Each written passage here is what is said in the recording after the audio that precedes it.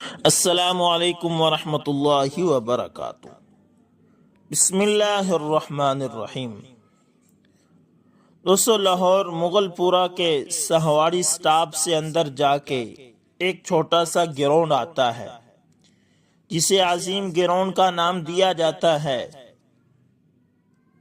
میں اس وقت ایک بابا جی کے ساتھ وہاں کے ایک چھوٹے سے گھر میں موجود تھا۔ جو بابا جی میرے ساتھ تھے، میں ان کی باتوں سے بہت متاثر تھا۔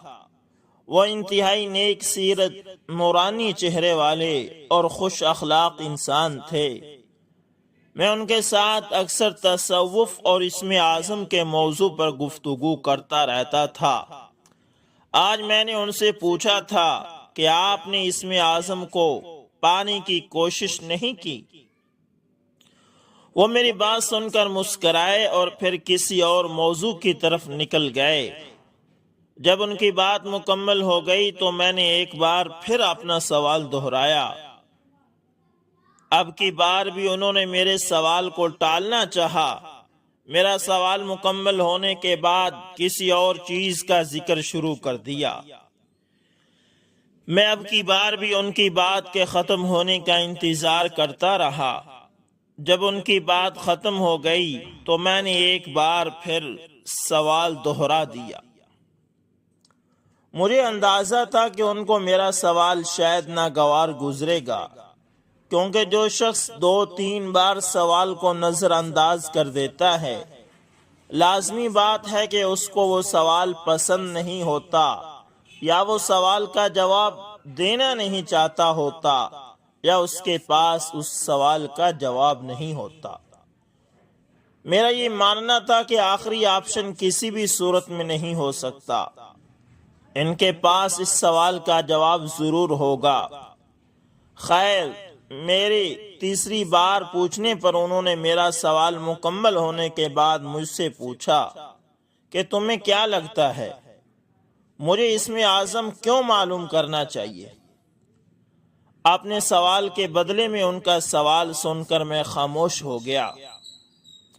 انہوں نے ایک بار پھر اپنا سوال دہرایا اور اس بارے میں میری خاموشی دیکھ کر وہ خود گویا ہوئے کہ تم یہی کہنا چاہتے ہو نا کہ میری ہر دعا قبول ہوگی۔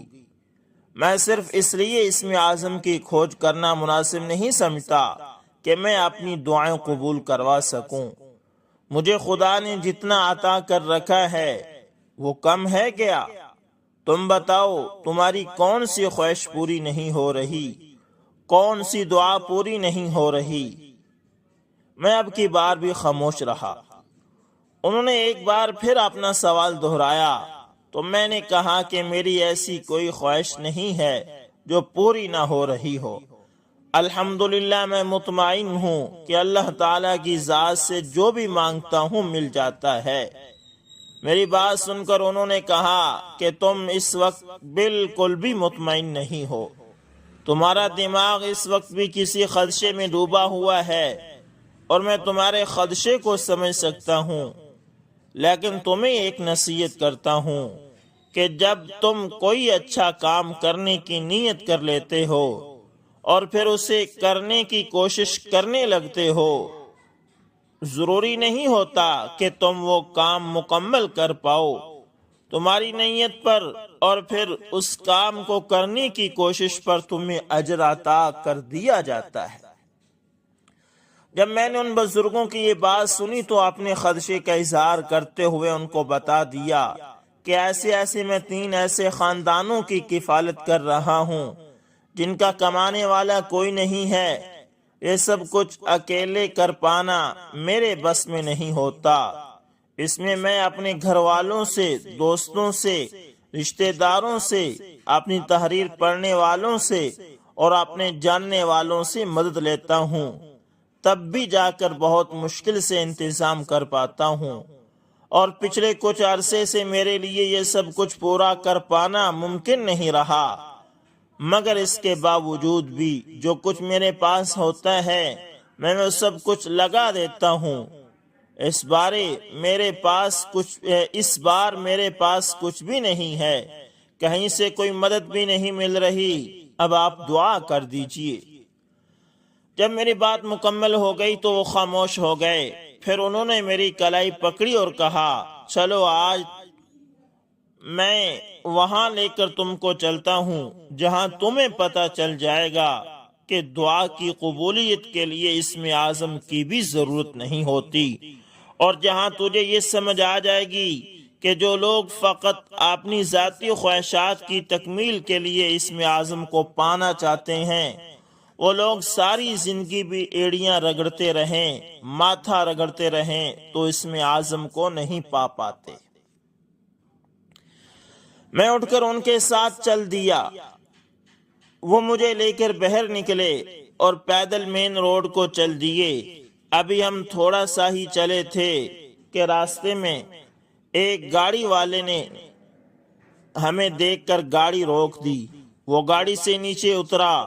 اس نے بابا جی سے انتہائی عقیدت کے ساتھ سلام لیا، میرے ساتھ بھی انتہائی احترام سے پیش آیا، اور پھر پوچھا کہ آپ لوگ کہاں جا رہے ہیں؟ تو بابا جی نے بتایا کہ ہم لوگوں نے ٹاؤن شپ جانا ہے۔ اس شخص نے اس وقت گاڑی واپس موڑی، بابا جی کو اور مجھے گاڑی میں بٹھایا اور ہمیں لے جا کر ٹاؤن شپ میں بابا جی کے بتائے گئے ایڈریس پر اتار دیا۔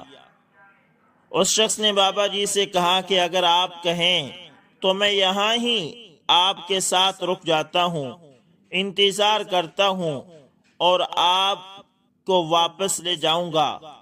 بابا جی نے اس کا شکریہ ادا کیا، اس کو دعا دی اور ساتھ ہی اس کے تیل پر آنے والے اخراجات ادا کرنے کی پیشکش کی، تو اس نے لینے سے انکار کر دیا اور وہ گھر واپس چلا گیا۔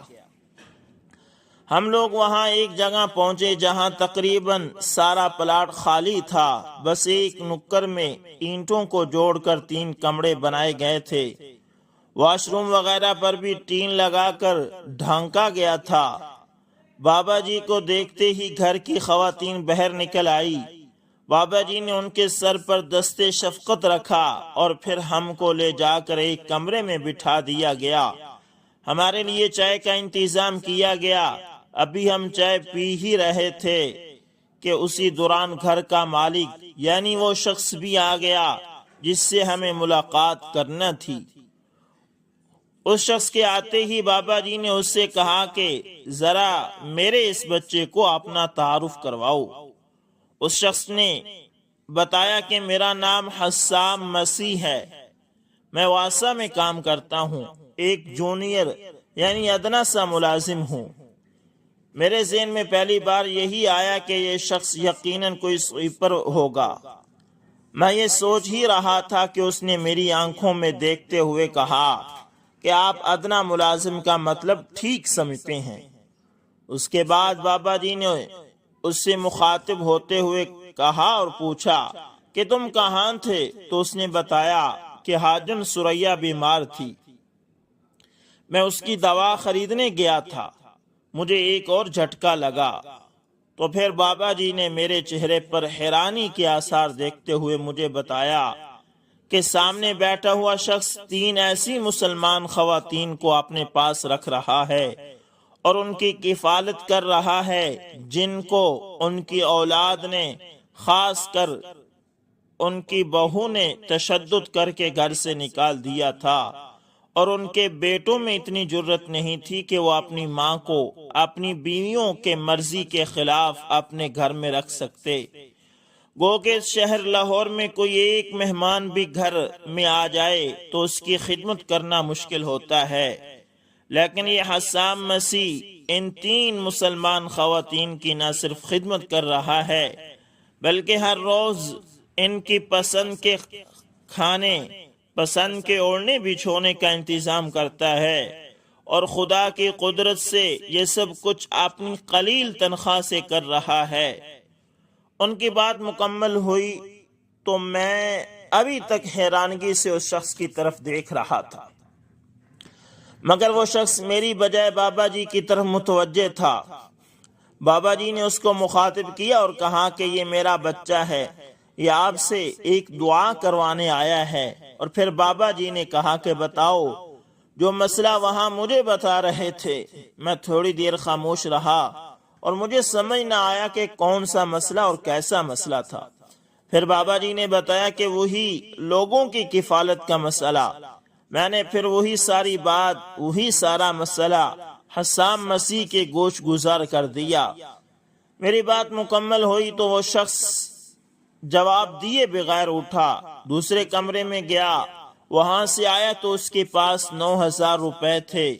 اس نے وہ پیسے میرے ہاتھ پر رکھ دیے اور کہا کہ تم جاؤ، 3 دن میں اللہ کرے گا کوئی نہ کوئی وسیلہ بن جائے گا۔ میں نے وہ پیسے لینے میں جھجک محسوس کی اور کہا کہ ان کی آپ کو مجھ سے زیادہ ضرورت ہے۔ میری بات سن کر وہ حیران رہ گیا۔ اس نے کہا کہ میں جو کچھ تمہیں دے رہا ہوں یہ سب کچھ میں صرف اپنی تنخواہ سے دے رہا ہوں، اپنی کمائی سے دے رہا ہوں، جبکہ میرے گھر میں رزق صرف میرا نہیں بلکہ میری بیوی، بچوں اور ان خواتین کا بھی آتا ہے جو میرے ساتھ رہ رہی ہیں۔ آپ یہ پیسے رکھو اور یقین رکھو کہ 3 دن میں آپ کا انتظام ہو جائے گا۔ پھر بابا جی نے مجھے مخاطب کر کے کہا کہ اب پکڑ بھی لو۔ ان کے چہرے پر آیا جلال دیکھ کر میں نے پیسے پکڑ لیے۔ اس کے بعد ہم نے اجازت لی اور وہاں سے اٹھائے۔ جیسے ہم باہر نکلے تو ایک اور گاڑی ہمارے پاس رکی۔ اس شخص نے بھی انتہائی احترام سے بابا جی سے ملاقات کی، مجھ سے سلام لیا، ہمیں گاڑی میں بٹھایا اور ہمیں ہماری مطلوبہ جگہ پر اتار دیا۔ بابا جی نے مجھے کہا کہ اب تم چلے جاؤ، تمہیں واپس اپنے گاؤں بھی جانا ہوگا، اور یہ یقین رکھنا کہ اگر اس مسیح شخص نے یہ کہا ہے کہ رقم کا انتظام ہو جائے گا تو انشاءاللہ ہو جائے گا۔ اب رہی بات اسم اعظم کی، تو یہاں سے اندازہ لگا لیجئے کہ اس مسیح کے پاس کون سا اسم اعظم ہوگا۔ سب سے بڑا اسم اعظم انسانیت کی خدمت ہے، اور یقین کرو وہ دعا کبھی رد نہیں ہوتی جو دعا بنا آپ کے کہے کی جاتی ہے۔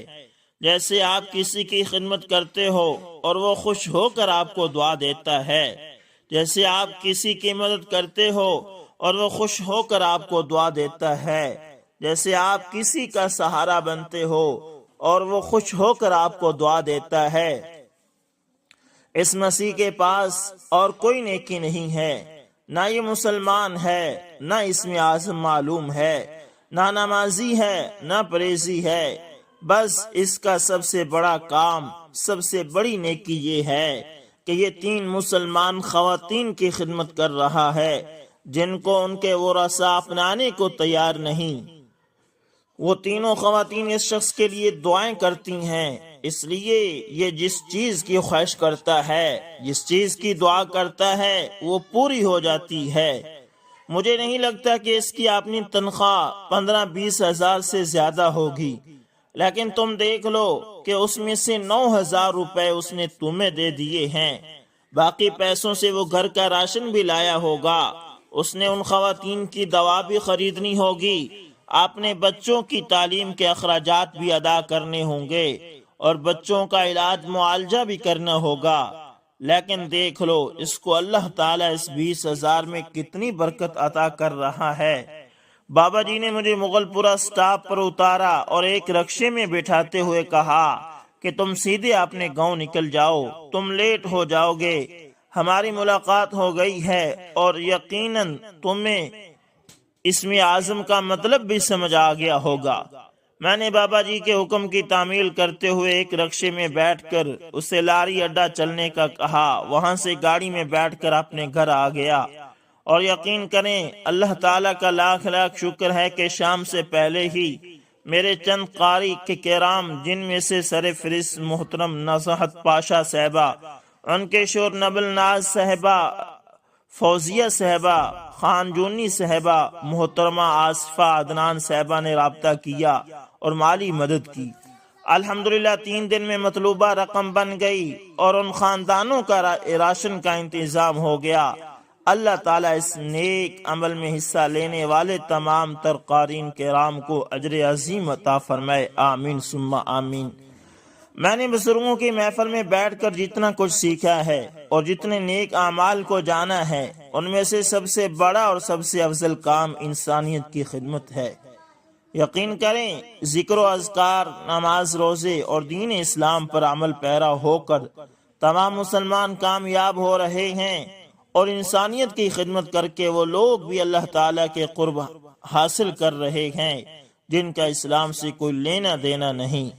گو کہ وہ لوگ کبھی جنت میں نہیں جا سکیں گے، لیکن اللہ تعالیٰ نے ان کی زندگی کو یہاں یہ جنت میں بدل کر رکھ دیا ہے، اور وہ لوگ اپنے نیک اعمال کا پورا بدلہ پا کر اس دنیا سے رخصت ہوں گے۔ میری دعا ہے کہ اللہ تعالیٰ ایسے نیک لوگوں کو راہ ہدایت عطا کرے اور شرف اسلام بخشے، آمین ثم آمین۔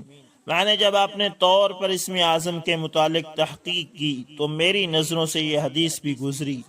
ترجمہ: اسماء بنت یزید رضی اللہ تعالی عنہ سے روایت ہے کہ رسول اکرم صلی اللہ علیہ وسلم نے ارشاد فرمایا، اللہ تعالیٰ کا اسم اعظم ان دو آیتوں میں موجود ہے، ایک وَإِلَٰهُكُمْ إِلَٰهٌ وَاحِدٌ لَا إِلَٰهَ إِلَّا هُوَ الرَّحْمَٰنُ الرَّحِيمُ، اور دوسری آل عمران کی ابتدائی آیات الف لام میم اللہ لا الہ الا هو الحی القیوم۔